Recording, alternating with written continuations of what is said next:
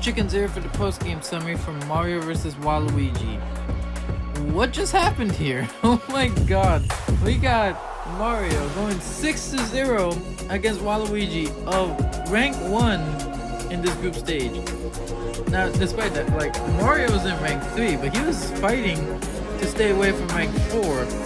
And now Mario just jumped the rankings to go to rank 1. Granted that Mario still needs results from Luigi versus Wario.